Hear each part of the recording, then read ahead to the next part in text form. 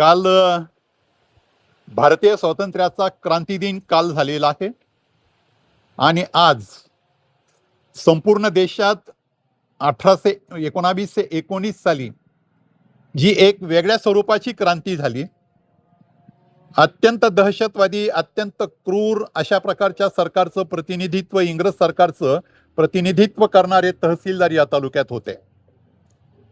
त्यांचं सगळे जे काही क्रूर कर्म असं त्यांचं जे स्वरूप आहे ते प्रस्ताविकामध्ये आपण करूया.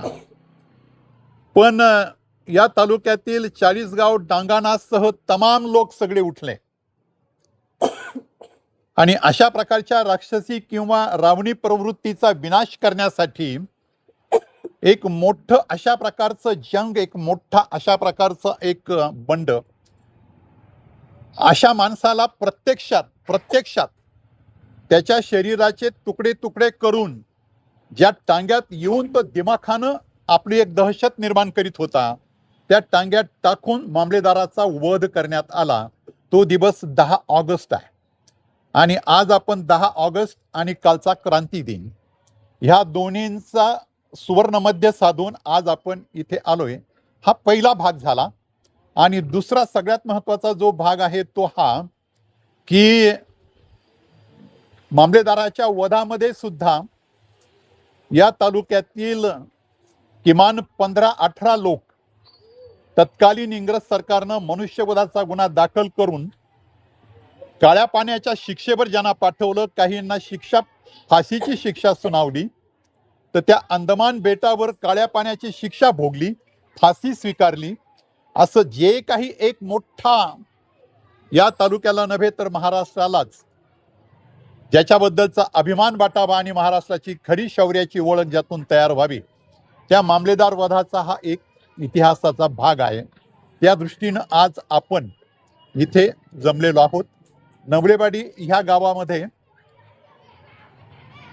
1942ला गवालिया टँकवर सरोजिनी नायडू यांच्या हस्ते त्यावेळेला ध्वजारोहण करून महात्मा गांधीजींच्या चळवळीचा, इंग्रजांना अखेरचा दिलेला निर्वाणीचा जो इशारा होता भारत छोडो, त्या भारत छोडो आंदोलनात सहभागी झालेले आणि नंतर नाशिकच्या प्रिझन कॅम्पमध्ये ज्यांनी काही महिने, काही वर्ष ज्यांनी तो तुरुंगवास स्वीकारला, असे 27 व्यक्ती आहेत.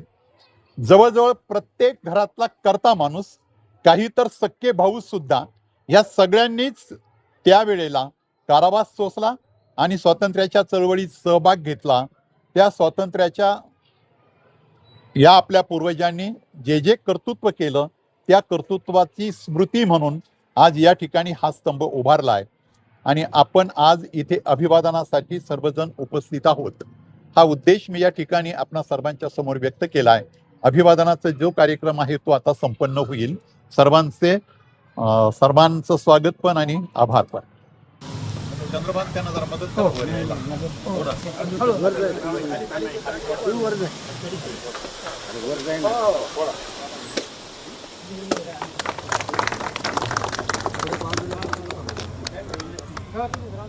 आजच्या वरून जे पाहुणे आले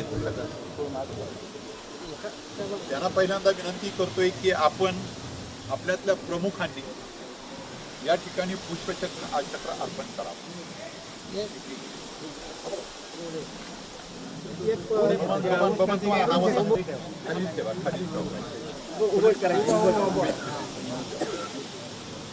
पुढे खाली अजित घ्या हो तुम्ही. ठीक आहे.